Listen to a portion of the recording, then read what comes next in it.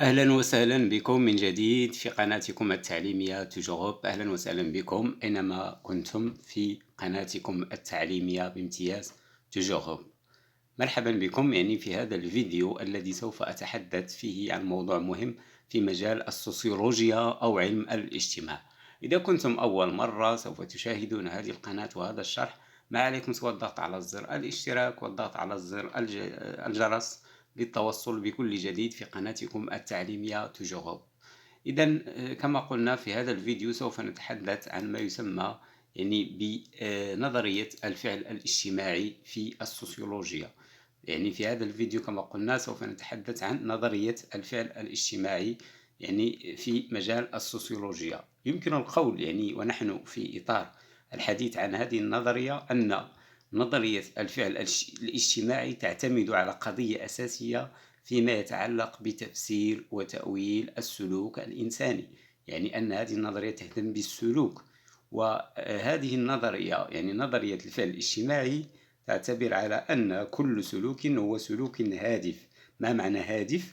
أنه له هدف، أي أن الفاعل الاجتماعي لبلوغ هدف أو غاية ما فإنه يختار عدة وسائل وأنماط لسلوك متعارف عليها اجتماعيا للوصول إلى هذه الغاية أو الغايات، حيث يتضمن الفعل الاجتماعي اختيار الفاعل لعدد محدود من الوسائل التي تحقق هدفه دون وسائل أخرى، وبذلك يحصل التمايز بين الوسائل والغايات، ولا يقتصر الفعل الاجتماعي ولكل فاعل اجتماعي طريقته الخاصة في معرفة أساليب السلوك وسياقاتها الاجتماعية. إذن سوف نذهب إلى أحد مؤسسين هذه النظرية. الأمر يتعلق بماكس فيبر. بالنسبة إلى ماكس فيبر، هو يذهب في كتابه نظرية التنظيم الاجتماعي والاقتصادي إلى أن علم الاجتماع ما هو إلا ذلك العلم الذي يحاول القيام بتفسير وفهم السلوك أو الفعل الاجتماعي، من أجل تفسير الظواهر أو الاجتماعية. أي أن علم الاجتماع في نظره يدور في إطار ما هو سيكولوجي وما هو مرتبط بالفعل الاجتماعي الذي يتضمن كل مظاهر السلوك الإنساني، بما في ذلك المظهر أو الفعل الفردي. ذلك أن كل سلوك إنساني في نظره وببساطة هو سلوك هادف كما قلنا سابقا، ومن ثم يكون للإنسان الفاعل أهدافه المحددة، ويكون كذلك لسلوكه معنى استنبطه الفعل الاجتماعي، ويكون معنى ذاتيا متطابقا مع المعنى السائد في عقل الآخرين من قبيل المجتمع مثلا.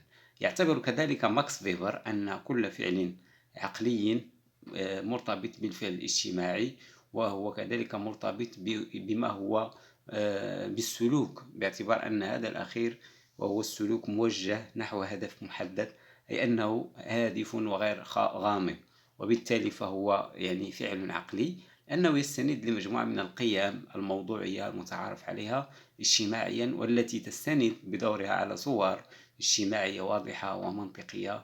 وهنا يميز ماكس فيبر بين الأفعال الاجتماعية، وهي أفعال مرتبطة بالأفراد فيما بينهم، وبين الأفعال اللا اجتماعية المتعلقة بسلوك الأفراد تجاه المادة أو تجاه الموجودات الطبيعية. أن الفعل الاجتماعي في نظره يتحقق فقط عندما يحصل احتكاك الإنسان بالآخرين، ما يسميه فيبر بالاحتكاك الاجتماعي. كما أنه يميز بصدد الحديث عن الفعل الاجتماعي بين الأفعال الاجتماعية المتصلة بالأفراد، كخصام شخصين مثلا، أو تلك المتصلة بالجماعات والجموع الحاشدة، حيث أن السلوك الفعل لا يصدر عن الفرد فقط أو الإنسان كإنسان، بل عن الفعل الاجتماعي الذي يكتسبه الفرد إما بالتقليد أو الالتحام في الجماعة، وهنا يسميه ماكس فيبر بالفعل العام الجمعي. إذن سوف نعرج بكم من المفاهيم الأساسية لما يسمى بالتفاعلية. بالنسبة للتفاعلية، هناك الفرد هناك الأنا كفاعل، وبالتالي رغم أن الفرد لا يكون دائما شفافا في أفعاله، فإنه لا يكون أعمى فيما يفعله، أي أنه يعي جيدا ما يقوم به، وهو ما تأخذه التفاعلية بعين الاعتبار حينما تهتم به كفاعل، كما أنها تهتم بالشروط الاجتماعية المحيطة التي يتأثر فيها فعله الاجتماعي، إذ أن الفرد بالنسبة لها ليس ذرة طاقية أحادية تقرر وحدها في تصرفاتها وفي ممارستها، كما أنه ليس مخلوقا لا حول له في مواجهة مجتمع يملي عليه تصرفاته وسلوكه، بل إن كل فعل يتم إنجازه يعني من طريق أو عن طريق أخذ عين الاعتبار بردود فعل الآخرين وتقديراتهم لهذا الفعل وتفسيرهم له، أي أنه على الأقل خاضع لفهم وتفسير لحد أدنى يتيح التقويم والتواصل. وحسب وورتيه فإن التفاهم بين الأعضاء المتفاعلين هو ما يرتبط بشرط الأنشطة المتبادلة، وكل رابط اجتماعي أو ما يسمى بالعلاقة الاجتماعية تتطلب عملية التأثير والتوجيه، يعني توجيه الواحد للآخر. سوف نتحدث يعني عن البعد الرمزي لهذه النظرية، ويمكن القول أنه تتعدد الإشارات في سلوك الفاعلين، بدءا من الخطابات، اللغة، إلى الحركات الجسدية، إلى الحد الذي يصبح فيه كل هذا يعني اعتياديا، بل إن كل الأفراد يكتسبونه ويستعملونه في حياتهم اليومية وفي تفاعلهم الاجتماعي مع الآخرين. فهي نسيج من العناصر المكتسبة التي تغذي باستمرار ما يسمى بالروابط الاجتماعية، وكل فاعل يجهل هذه العناصر يكون في يعني مواجهة مواقف وسلوكات قد لا يفهمها، مما يتطلب منه القيام بمجهود فكري للاقتراب من الحس المشترك الذي يسمح بتفسير خطاب أو سلوك الآخرين، وكذلك استيعابه ثم التفاعل معه. فالآخرين عندما يرسلون إلينا مثلا إشارات أو علامات لفظية أو جسدية، فإنهم يحيلون على البعد الدلالي وبالتالي الرمزي. الإنسان في تفاعله مع العالم يجد نفسه أمام جدار سميك من الدلالات التي يستعملها للتحرك بسهولة ويسر. لذلك فالعلاقة بين أو مع العالم مشروطة بالوعي الرمزي، ويتوفر الفاعل على أدوات مرجعية اجتماعية وثقافية تساعد على عملية التأويل التي يقوم بها في تفاعله سواء مع الآخر أو مع الآخرين. وكذلك الدلالات المشتركة بين جماعة من الأفراد يعني في إطار مجال وطبيعة بعض المواقف والسلوكات التي ترتب الأشياء وفق مجموعات محددة، يعني يتقاسم هؤلاء الأفراد شفرات معرفتها وفهمها، وحتى عندما يتعلق الأمر بدلالة واقعة ترتبط بسياق محدد من أجل فهمها، ذلك لأن كل فرد يكتسب منذ الصغر القدرة على المرور من السياق العام إلى السياق الخاص قصد إسناد الدلالة الملائمة لهذه الواقعة. لذلك يتجلى ذلك إلى مجموع المعارف والأفعال والسلوكات التي اكتسبها في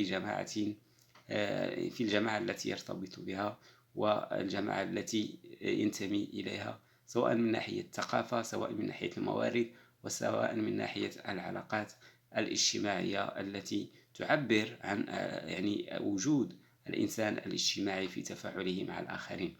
أما بالنسبة إلى مفهوم التفاعل، يعني التفاعل يعني على الرغم من أخذها للفرد كقاعدة في مقاربة الوقائع والظواهر الاجتماعية، إلا أنها لا تأخذه كمبدأ في التحليل، بل إنها على مستوى التحليل تأخذه يعني أو تأخذ الفرد في فعله المتبادل مع الآخر. يعني التفاعل كما تعرفون هو حقل للتأثير المتبادل، لأن الاجتماعي لا يوجد كمعطى سابق عن الأفراد الفاعلين، بل إن الاجتماعي حسب جورج زين هو شكل مستمر، أو أنه حسب ستراوس نظام متفاوض عليه.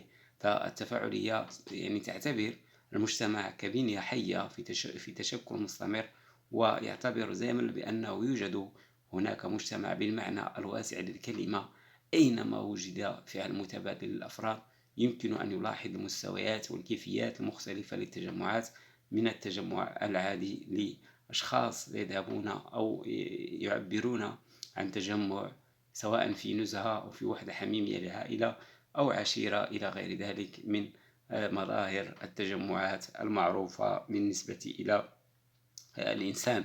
وبالتالي فهناك مشترك يجمع بين الناس وهو العلاقات الاجتماعية. يعني لكي لا أطيل عليكم، هذا ما يتعلق بنظرية الفعل الاجتماعي. تحدثنا عن أهم رواد هذه النظرية، وهو ماكس فيبر الذي أسس هذه النظرية وقدم مجموعة من المعطيات المتعلقة بهذه النظرية. نتمنى أن يفيدكم هذا الشرح يعني المرتبط بنظرية الفعل الاجتماعي.